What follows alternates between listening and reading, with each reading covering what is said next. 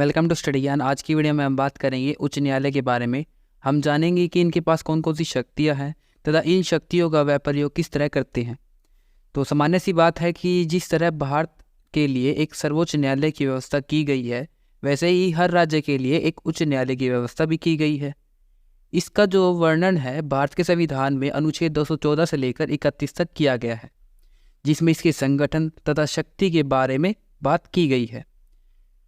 संसद के पास एक शक्ति है जिसमें वह एक या एक से अधिक राज्यों के लिए एक उच्च न्यायालय की व्यवस्था कर सकती है। वर्तमान में देखा जाए तो भारत में 25 उच्च न्यायालय मौजूद है। अब बात करते हैं इनकी रचना के बारे में। तो इसमें एक मुख्य न्यायाधीश होते हैं और कुछ अन्य न्यायाधीश होते हैं जिनकी संख्या राष्ट्रपति द्वारा तय की जाती है। अब बात करते हैं इनकी योग्यता के बारे में। तो पहली योग्यता है कि वह भारत के नागरिक हो। दूसरी योग्यता है कि वह कम से कम 10 वर्ष तक किसी राज्य में न्यायिक पद पर रह चुके हो, या फिर वह किसी एक उच्च न्यायालय में या अनेक उच्च न्यायालय में 10 वर्ष तक वकालत कर चुके हो। इन दोनों में से किसी एक योग्यता का होना आवश्यक है। बात करते हैं नियुक्ति के विषय में कि इनकी नियुक्ति किस तरह की जाती है। तो संविधान में बताया गया है कि संबंधित राज्य के राज्यपाल व सर्वोच्च न्यायालय के मुख्य न्यायाधीश की सलाह पर कौन करता है? राष्ट्रपति करते हैं। किस किस की सलाह पर? एक तो राज्य के जो गवर्नर होते हैं उनकी सलाह पर, और दूसरा कौन है? सुप्रीम कोर्ट के मुख्य न्यायाधीश की सलाह पर इनकी नियुक्ति की जाती है। अब बात करते हैं इनके कार्यकाल के बारे में। तो इनका जो कार्यकाल है वो सामान्य से 8 वर्ष होता है, लेकिन कई बार यह अपने समय से पहले ही अपना त्याग पत्र दे सकते हैं। निष्कासन के बारे में बात किया जाए कि इन्हें किस तरह पद से हटाया जा सकता है, तो सदन में 2/3 बहुमत से द्वारा इनके जो न्यायाधीश है उसको कदाचार या अयोग्य ठहराया जा सकता है, और उनका जो प्रस्ताव है वो राष्ट्रपति को भेजते हैं और राष्ट्रपति उस न्यायाधीश को पद से हटा देते हैं। यानी कि इसकी नियुक्ति किस तरह हुई? राष्ट्रपति द्वारा। इनके जो हटाने का तरीका है वो लास्ट में कहा जाता है राष्ट्रपति द्वारा। यानी कि इनकी जो पूर्ण शक्ति है वो राष्ट्रपति में निहित होती है। अब बात करते हैं इनके वेतन के बारे में। तो इनका जो मासिक वेतन है वो है 2,50,000 महीना। लेकिन जो अनुच्छेद 360 है जिसमें वित्तीय संकट के बारे में बात की गई है, आपातकाल है जो वित्तीय आपातकाल, उसमें राष्ट्रपति इनकी वेतन या भत्ते को कम कर सकते हैं। अब बात कर लेते हैं इनकी शपथ के बारे में। तो हमने जाना कि इनकी नियुक्ति राष्ट्रपति द्वारा की जाती है राज्यपाल के सलाह पर, लेकिन इनकी शपथ है वो संविधान का अनुच्छेद 219 के अंतर्गत राज्य के प्रत्येक न्यायाधीश को अपने पद ग्रहण करते समय राज्यपाल के समक्ष अपनी शपथ प्रस्तुत करनी होगी। अब बात करते हैं न्यायाधीशों के स्थानांतरण के बारे में कि इनको किस तरह एक राज्य से दूसरे राज्य में स्थानांतरित किया जा सकता है। तो वो कौन करते हैं? राष्ट्रपति। ठीक है, लेकिन इसमें एक प्रश्न यह निहित हो जाता है कि यदि किसी भी उच्च न्यायालय के जो न्यायाधीश है, मुख्य न्यायाधीश, उनके जो कार्यकाल है उसमें 1 वर्ष रह गया है या फिर उससे कम वर्ष रह गया है, तो उनको नई एक जगह से दूसरी जगह नहीं बदला जा सकता। अब बात करते हैं सामान्य व्यवस्थाएं सेवा के बारे में। तो जब ये अपने कार्यकाल को पूरा कर लेते हैं तो ये सर्वोच्च न्यायालय में या उच्च न्यायालय में वकालत कर सकते हैं, किंतु यह वहाँ वकालत नहीं कर सकते जहाँ से सेवानिवृत्त होकर आए हुए हैं। अब बात करते हैं इनके उच्च न्यायालय के क्षेत्राधिकार व शक्ति के बारे में। तो प्रारंभिक क्षेत्राधिकार में वे मामले आते हैं जो सीधे उच्च न्यायालय में सुनवाई के लिए प्रस्तुत किए जा सकते हैं। ये जरूरी नहीं है कि इससे पहले वे अधीनस्थ न्यायालय में होकर आए हुए हो। ये कौन कौन से मुकदमे हो सकते हैं? इसमें हो सकता है नौकराधिकरण हो गया, या फिर इच्छा पत्र, वसीयत, विवाह विधि संबंधी जितने भी जो मुद्दे हैं वो सीधे उच्च न्यायालय के पास आ सकते हैं। यदि किसी व्यक्ति या नागरिक के मौलिक अधिकारों का हनन हुआ है तो वह सीधे उच्च न्यायालय में याचिका दायर कर सकते हैं। इनके पास ये अधिकार है, संविधान देता है कि अनुच्छेद 226 के तहत, जिसमें कुछ विभिन्न प्रकार के लेख जारी करा सकते हैं, जिसमें पहला है बंदी प्रत्यक्षीकरण लेख, दूसरा है परमादेश लेख, तीसरा है निषेध, चौथा है उत्प्रेक्षण लेख, और जो 5वां है वो है अधिकार परीक्षा लेख।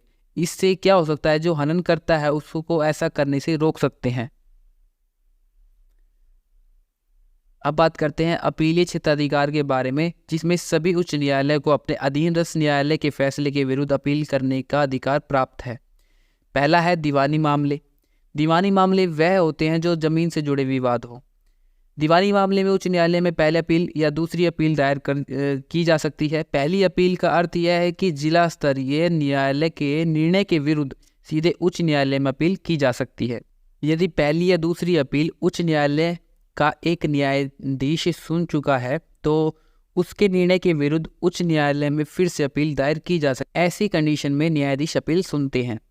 बात करते हैं इसकी दूसरे बिंदु के बारे में, जो कि है फौजदारी मामले, जो कि लड़ाई झगड़े से संबंधित मामले होते हैं।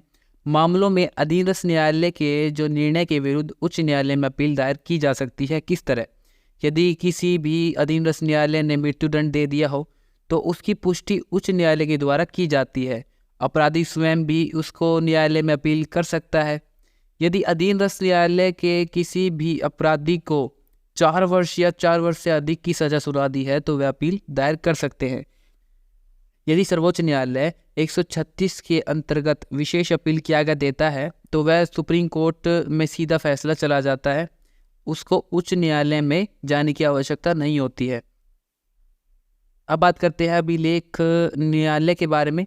तो अभिलेख न्यायालय में वह मामले आते हैं जो पिछली फैसले उसको देखकर उसके फैसले को तैयार करना। उच्च न्यायालय में अभिलेख न्यायालय के रूप में कार्य करता है। अपनी जो अपमानना है या अपमान है उसके लिए किसी भी व्यक्ति को दंड दे सकता है। संविधान के अनुच्छेद 215 में यह स्पष्ट रूप से व्यवस्था की गई है कि प्रत्येक उच्च न्यायालय अभिलेख न्यायालय के रूप में कार्य करेंगे और इस न्यायालय को अपमान के लिए दंड करने की शक्ति सहित शक्तियाँ प्राप्त होगी, यानी कि वह किसी भी व्यक्ति को अवमानना के लिए दंडित कर सकते हैं। अब बात करते हैं प्रशासन संबंधी शक्तियों के बारे में। तो पहली शक्ति है इनके पास कि वे अधीनस्थ न्यायालय से दस्तावेज मंगवा सकते हैं तथा उनकी जांच पड़ताल कर सकते हैं। दूसरा है कि वह उनके ऊपर नज़र बनाकर रख सकते हैं कि वह किसी भी तरह से उसका अपनी शक्तियों का दुरुपयोग ना करे। तीसरा है कि वह मुकदमों का हस्तांतरण कर सकते हैं, यानी कि वह किसी भी मुकदमे को एक न्यायालय से दूसरे न्यायालय में भेज सकते हैं। चौथा है कि अधीनस्थ न्यायालय जो अधिकारियों की नियुक्ति, अवनति या उन्नति के बारे में नियम बनाते हैं तथा छुट्टियों के बारे में भी उनके नियम बनाए जाते हैं। अब बात करते हैं इसके 5वें बिंदु के बारे में, जो कि है अधीनस्थ न्यायालय ऐसे मुकदमे चला रहे हो जो कि संविधान के पट से निहित होता हो जिसमें, तो वह मुकदमे अपने पास मंगवा सकते हैं उच्च न्यायालय। बात करते हैं इसकी छठी शक्ति के बारे में, जो कि है अधीनस्थ न्यायालयों के जो कार्य पद्धति है उसके रिकॉर्ड रजिस्टर बनाते हैं, उसके हिसाब किताब की देख रेख भी ये इनके द्वारा की जाती है। अब बात करते हैं न्यायिक पुनर्निरीक्षण के बारे में। तो उच्च न्यायालय राज्य विधानपालिका द्वारा जो निर्मित कानून है उसके ऊपर नज़र बनाकर रखते हैं। यदि जांच में वह अवैध या वैधानिक होते हैं जो कि संविधान का पालन नहीं कर रहे, तो सरकार द्वारा जो कानून बनाया गया है उसकी जांच करते हैं और ऐसे कानूनों को वह अवैध घोषित कर सकते हैं। अब बात करते हैं इनकी वर्तमान में कंडीशन कैसी है। तो उपयुक्त विवरण से ये स्पष्ट हो जाता है कि जो उच्च न्यायालय है वह राज्य का सबसे बड़ा न्यायालय होता है। राज्य के सभी न्यायालय इसके अधीन आते हैं। इस पर राज्य सरकार का कोई नियंत्रण नहीं होता। वह इसकी रचना तथा शक्ति आदि के विषय में कोई निर्णय नहीं दे सकती है। इसके न्यायाधीश स्वतंत्र व निष्पक्ष रूप से अपने दायित्वों का निर्वहन करते हैं। तो आज हमने देखा कि किस तरह इनकी शक्तियाँ होती है, वह अपनी शक्तियों का किस तरह प्रयोग करते हैं तथा इनकी जो शक्ति है वो कहाँ तक है।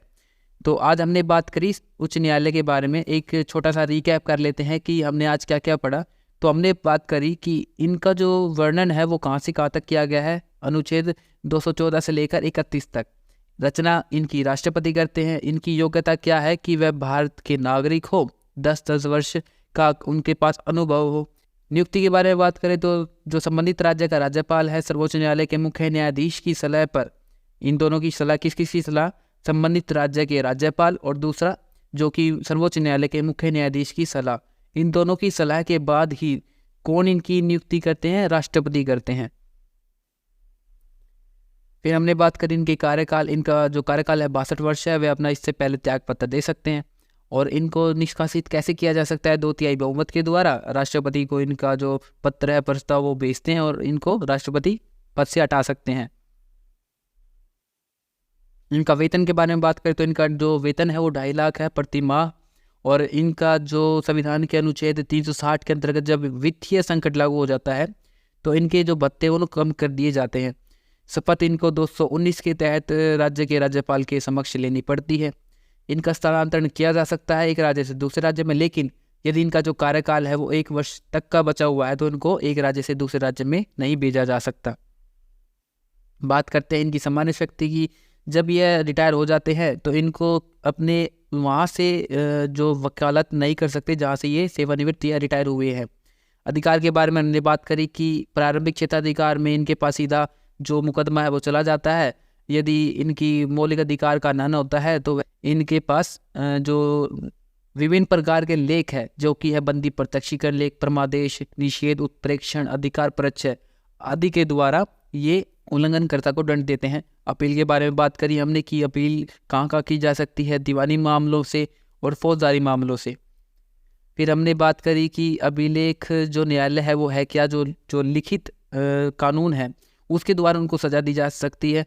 प्रशासन संबंधी शक्तियों के बारे में हमने बात करा कि इनके पास कैसी शक्तियाँ हैं। फिर हमने बात करा कि जो न्यायिक पुनर्निरीक्षण है उसके द्वारा जो सरकार द्वारा बनाए विभिन्न कानून हैं उसकी वह नज़र रखते हैं, उसको जांच पड़ताल करते हैं। यदि वह ऐसे प्रश्नों के द्वारा निहित है कि उसमें संविधान का उल्लंघन होता हो तो उसको वह घोषित कर सकते हैं। तो आज की वीडियो में बस इतना ही। वीडियो देखने के लिए आपका धन्यवाद।